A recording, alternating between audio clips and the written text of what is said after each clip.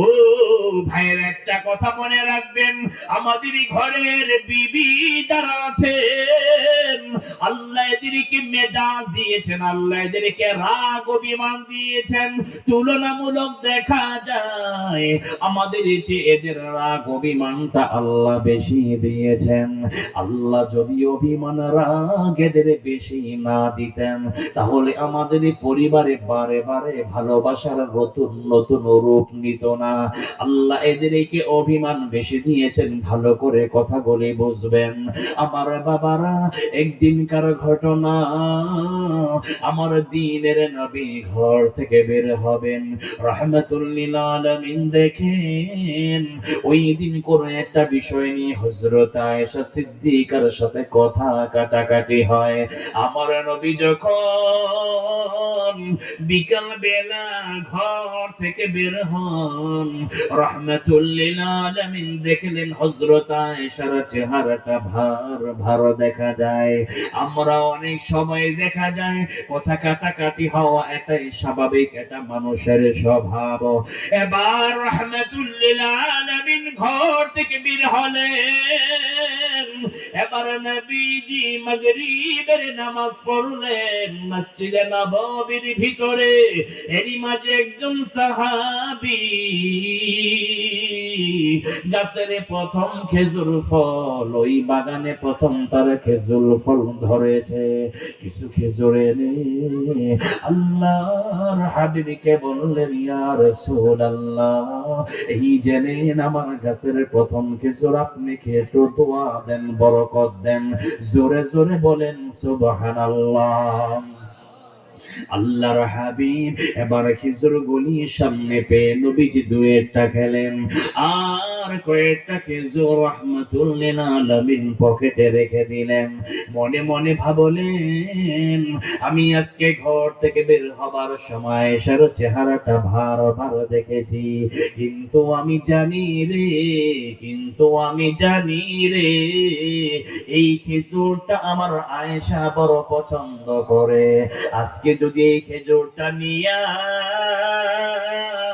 আমি আয়েশার হাতে দেই, হযরতে আয়েশার মনটা বড় খুশি হবে, রাগ অভিমান ভেঙে যাবে। এবার আল্লাহর নবী যখন রাতের বেলা ঘরে যান, ঘরে যাওয়ার পর দরজায় নক দিয়েছে, হযরতে আয়েশা কোনো দরজা খোলেন না, নবীজি আবারও নক দেন। হযরতে আয়েশা দরজা খোলার পর নবী আবার ভিতরে ঢুকলেন। নবীজি দেখেন সকালবেলা যাওয়ার সময় হযরতে আয়েশার চেহারাটা যেমন দেখেছি এখনো ভার ভার দেখা যায়। আমার নবী বলেন, আয়েশা, তুমি এখনো মন খারাপ করে বসে আছো, এই যে নাও, তোমার জন্য আমি তোমার পছন্দের খেজুর এনে দিলাম। হযরতে আয়েশা আজকে নবীর পছন্দের খেজুর ধরেন না, হযরত আয়েশা রাদিয়াল্লাহু আনহা নবীজির পছন্দের খেজুরটাও ধরেন না। এবার হযরত আয়েশা গিয়ে ঘরে যখন বসলেন, নবীজির পাশে গিয়ে বসলেন। হযরত আয়েশাকে বলেন, আয়েশা, এই যে নাও, এখান থেকে খেজুর তুমি খেয়ে নাও। এবার হযরত আয়েশা বলেন, ইয়া রাসূলুল্লাহ, আমার খেজুর খেতে হবে না, কারণ ভিতরে মান অভিমান নিয়ে তো বসে আছে। ঠিক কিনা বলে? দেখেন না, অনেক সময় স্ত্রী মেজাজ যদি একটু অভিমান থাকে, স্বামী ভালো কিছু আনলেও তার মনে সহজে চেহারায় হাসি ফুটে না। ঠিক কিনা বলেন? নবীজি দেখেন হযরতে আয়েশা এখনো খেজুর ধরেন না। এবার রাহমাতুল লিল আলামিন হযরত আয়েশার মুখে খেজুরটা উঠায়া দিলেন।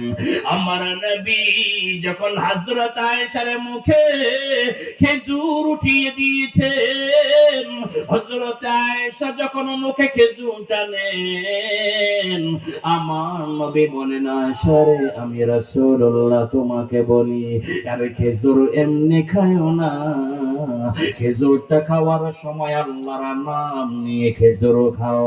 হযরত আয়েশা বলেন, ইয়া রাসূলুল্লাহ, আমি তো আল্লাহর নাম নিয়ে খাবো, তাহলে কি আমি এতদিন আমার বাপের নামে খাইছিলাম, কেন বলতে হবে? নবী বলেন, আয়েশা রে, ও আয়েশা, আমি তোমার মুখে এই কথাটা শোনার জন্য মজার কথা বলেছি। জোরে জোরে বলেন সুবহানাল্লাহ। স্ত্রী রাগ করলে, অভিমান করলে পাল্টা আমাদের রাগ করা উচিত নয়। আল্লাহ এদেরকে অভিমান রাগ একটু বেশি দিয়েছেন, আমাদেরকে কৌশলে রাগ অভিমানটা ভাঙানোর চেষ্টা করতে হবে, ঠিক কিনা বলেন? এত কিছু করলো, দরজা খুলতে বলে, সেখানে আয়েশার চেহারা কালো। নবীজি খেজুর দিলেন, তাতেও চেহারা কালো। মুখে খেজুর দিলেন। আর আমরা যদি এমন হতাম, দরজা ভেঙে গিয়ে ঘরের ভিতরে যা ফিডানি তা ফিডাইতাম। কথা বলে না কেন? হ্যাঁ, আমরা হলে এমনটা করতাম না? ঘরের ভিতরে যাইয়া দরজা লাথি দিয়ে ভেঙে যা করার তাই করতাম। নবীজি রেগে যান নাই, রাহমাতুল লিল আলামিন বুঝতে পেরেছেন আয়েশা অভিমান, আমি স্বামী হিসেবে আমাকেই ভাঙতে হবে। সুবহানাল্লাহ পড়েন। নবীজি আয়েশার মুখে খেজুর তুলে দিলেন। আমি আপনাদেরকে আমলটা দিয়ে যাই, শুধু ঘটনা নয়, জীবনের কিছু সুন্নাহ আমাদের জীবনে থাকা চাই। আমরাও সংসার চালাই, আমাদেরই ঘরেও বিবি আছে, স্ত্রী আছে। আমরা অনেক সময় দেখা যায় কোন একটা কিছু সে বলল, আমার কাছে ভালো লাগে নাই, আমি একটা কথা একটু ঝাড়ি দিয়ে বলে ফেললাম, তার মনটা ছোট হয়ে গেল, একটা মনটা ভার ভার হয়ে কেমন যেন সে মনটা খুব খারাপ করলো। এমন হয় কি হয় না বলেন? হয় কি হয় না বলেন? এমন হয়। রেগে যাবেন না। সেদিন কি করবেন জানেন? আপনি যখন আপনাদের বাজার, বরগাঁও বাজার কিংবা জামালপুর হাট বাজারে গিয়েছেন, আসার সময় আপনি জানেন আপনার স্ত্রী মনটা আজকে একটু ভার ভার। মুরব্বী বাবারা, বুড়ির মনটা একটু ভার ভার। যুবকেরা, তোমার ওয়াইফের মনটা একটু ভার ভার। জামালপুর বাজার থেকে তুমি স্বামী হিসাবে জানো, আমি স্বামী হিসাবে আমার স্ত্রীটা জানি, আমার স্ত্রী কোন খাবারটা খুব পছন্দের, সে কোনটা খেতে চায়। মাঝে মাঝে বলে যে এটা একটু নিয়ে আসেন তো। এই যে কোন খাবারটা পছন্দের, সেটা আমি আপনি স্বামী হিসাবে জানি। ও রাতে যখন বাসার দিকে ফিরবো, জানি আজকে সকালে অনেক কটু কথা বলি স্ত্রীকে, আসছি খুব রাগারাগি করে আসছি, তো রাতের বেলা যাওয়ার সময় স্ত্রী পছন্দের খাবারটা নিয়ে দিলে আশা করা যায় স্ত্রী খুশি হবে কি হবে না? কথা বলেন না, হবে কি হবে না? এটা শুধু আপনি পালন করেন নাই, শুধু ঘটনা নয়, এটা করতে পারলে আপনি নবীর একটা সুন্নত পালন করলেন। সুবহানাল্লাহ পড়েন। পারা যাবেন ইনশাআল্লাহ। অনেক সময় রাগ হয়, পাল্টা রেগে যাবেন না। দেখবেন এই যে রাগ অভিমান হয়েছে, যে আবার দেখবেন এই রাগ অভিমান দূর হবে, দেখবেন আগের চেয়ে কয়েক ধাপ ভালোবাসা বেড়ে গেছে, মহাব্বত বেড়ে গেছে, আগের চেয়ে নতুন করে ভালোবাসা জাগতেছে। এই জন্য পুরুষ রাগ করবে না, মেজাজ খিটখিটে করবে না। স্ত্রীর অভিমান ধরলে বুঝতে হবে, অভিমান ভাঙানোর চেষ্টা করবে। সুবহানাল্লাহ বলেন। এবার আসেন, এই জন্য আল্লাহ তাআলা বলেন, ওয়াশিরুহুন্না বিল মারুফ, স্ত্রীর সাথে সুন্দর আচরণ করো।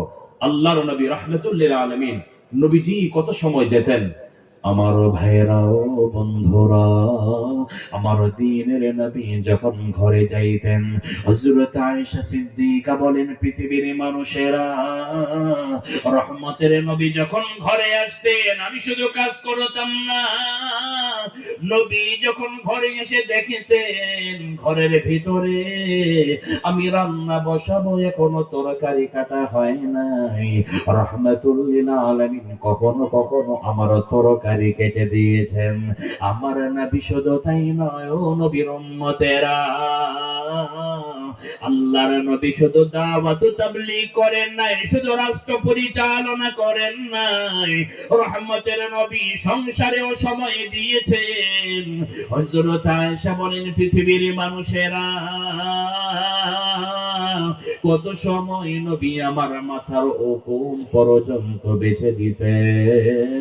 এই জন্যই তো আল্লাহর হাবিব বলেন, উম্মতেরা রে, উম্মতেরা, খায়রুকুম খায়রুকুম লিআহলিহি, যদি দেখো কোন মানুষ শ্রেষ্ঠ হবে, তাহলে তার পরিবারের কাছে শ্রেষ্ঠ হবে।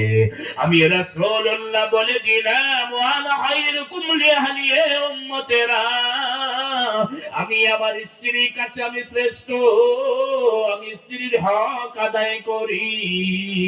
আরে কেমন শ্রেষ্ঠ, যারা প্রমাণ হিসেবে হযরত আয়েশা বলেন, আল্লাহর নবীর সাহাবীরা প্রশ্ন করলেন, ও আম্মা জান আয়েশা,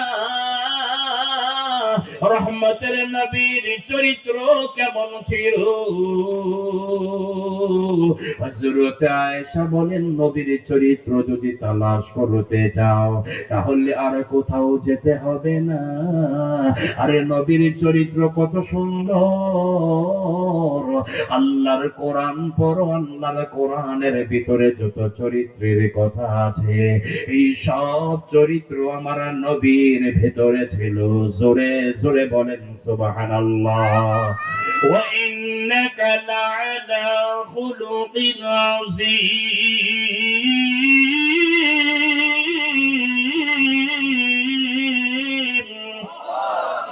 মহান চরিত্রের অধিকারী আমাদের নবী, সুবহানাল্লাহ পড়েন। তাহলে একজন স্ত্রীর স্বীকৃতি এতটা সহজ নয় পাওয়া যে স্বামীকে বলবে আমার চরিত্র, আমার স্বামীর চরিত্র মহান চরিত্র, এমনিতেই নয়। নবীজি একজন আদর্শ স্বামী ছিলেন, ঠিক কি না বলেন? নবীজি একজন আদর্শ পরিবার কর্তা ছিলেন। আমাদের মতো নেতৃত্ব যেভাবে ইচ্ছা সেভাবে আমার স্ত্রীকে চালাবো, যেভাবে ইচ্ছা সেভাবেই তার উপর কাজ চাপিয়ে দিব, নবীজি এটা করতেন না। মাঝে মাঝে সংসারের কাজে স্ত্রীকে সহযোগিতা করবেন, রান্না বান্নার কাজে সহযোগিতা করবেন, কাপড় কাচার কাজে সহযোগিতা করবেন, যে কোনো কাজে স্ত্রীর পাশে সহযোগিতা করবেন। পাশে দাঁড়ালে খুশি হবেন কে? আর জোরে বলেন কে? কিন্তু আজকে যদি এমন কিছু দেখা যায় যে সংসারে কাপড় ধুইতেছে স্বামী, কিংবা গিয়ে দেখলো কোনো বেটা তার স্ত্রীর রান্নাঘরে তরকারি কেটে দিচ্ছে, আমাদের দেশের মানুষ মনে মনে কইব, হেতে মনে হয় তার হৌর বাড়ির টিহাই চলে, তো লেগা রান্নাঘরেও বউর লগে কাম করতে হয়। কথা কয় না, কথা কয় না, আছে না? নাই আছে। হ্যাঁ, আবার কিছু মানুষ এমনও আছে, ওই যে শুরুতেই তো বলেছিলাম, যারা নেতৃত্ব শূন্য কাপুরুষ, নেতৃত্ব দিতে পারে না, হয়তো সে বেকার, কর্ম করে না, স্ত্রীকে কাজ করিয়ে করিয়ে করিয়ে চাকরির পয়সায় সে পুরুষ চলে। কিংবা এমনও পুরুষ আছে যে পুরুষ শুধু শ্বশুর বাড়ির দিকে তাকায় থাকে, আর বিয়ের সময় ইচ্ছাই থাকে কালার ধলা হোক, লেগরার কানা হোক, টাকা হলেই হয়। কথা কয় না, কথা কয় না, আছে না? নাই। শুধু এই নয়, আবার এমনই কিছু কাপুরুষ আছে, স্ত্রীর বরণ পোষণ সে বহন করবে তো দূরের কথা, পাল্টা এমন দেখা যায় বিয়ের আগেই সে গোলাম হয়ে যায়। কেমনে? বিয়ের আগেই গোলাম হয়, স্ত্রীকে আনার সময় শ্বশুর বাড়ির যৌতুক দাবি করে। কথা বলেন, আছে না? নাই। মনে রাখবেন, এই মানুষেরা কখনো পরিবার নেতৃত্ব দিতে পারে না। এরা আজীবন কাপুরুষ, স্ত্রী শ্বশুর বাড়ির গোলাম হয়ে থাকতে হয়, ঠিক কিনা বলেন? তবে হ্যাঁ, স্ত্রীর পাশে দাঁড়াবেন, ন্যায়সঙ্গত ভাবে স্ত্রীকে সাহায্য করবেন। সাহায্য করলে খুশি হবেন কে? আর জোরে বলেন কে? তাহলে আশা করা যায় আমার আলোচনাটা মা বোনেরা বুঝতে পেরেছেন। প্রথম যে কথায় কষ্ট পেয়েছেন হয়তোবা, পুরুষ আমার উপর নেতৃত্ব দিবে না, সীমাহীন নেতৃত্ব নয়, তার নীতি নির্ধারণ করেছেন কে? জোরে বলেন। সে আলোকে সীমা রেখে নেতৃত্ব দিতে হবে, মেজাজ বুঝে কথা বলতে হবে, তার কাজের ধারণ ক্ষমতা বুঝে তার উপরে কাজ দিতে হবে। যেভাবে ইচ্ছা সেভাবে আমার স্ত্রীকে চালানোর অধিকার ইসলাম আমাকে দেয় নাই, ঠিক কিনা বলেন? আল্লাহ আমাদের বুঝার তৌফিক দান করেন, বলেন আমিন।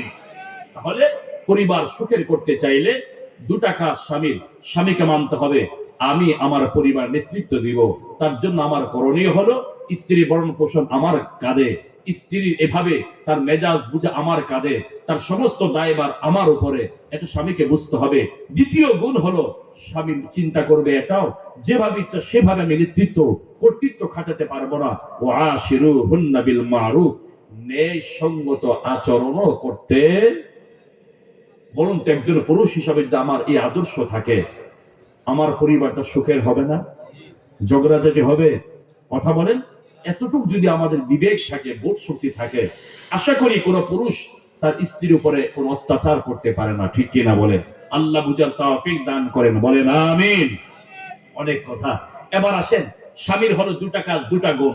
এবার স্ত্রী জানি কয়টা কাজের কথা বললাম, মনে আছে আপনাদের? স্ত্রীর দুটা কাজ। আল্লাহ তাআলা বলেন, فالصالحات قانتات حافظات حافظات للغيب بما حفظ الله।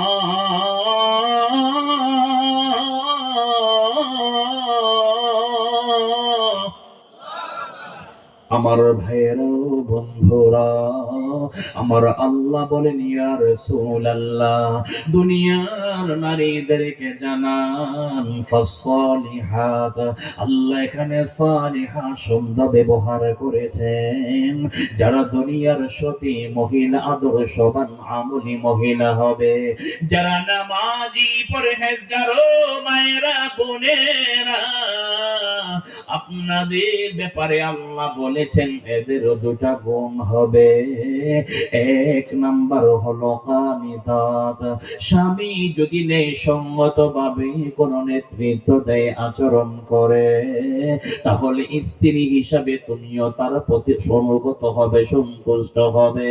আল্লাহ বলেন কানিতাত, স্বামীর নেতৃত্বে সন্তুষ্ট হবে, অনুগত হবে। হুকুম দিয়েছেন যিনি, বলেন তিনি কে? আর জোরে বলেন কে? ও ভাইরা, ওয়াজ শুনবেন, নিজের পরিবারেও মাঝে মাঝে ওয়াজ শোনাবেন। এবার একটা ঘটনা শোনেন আমার বাবারা, আপনারা শোনেন।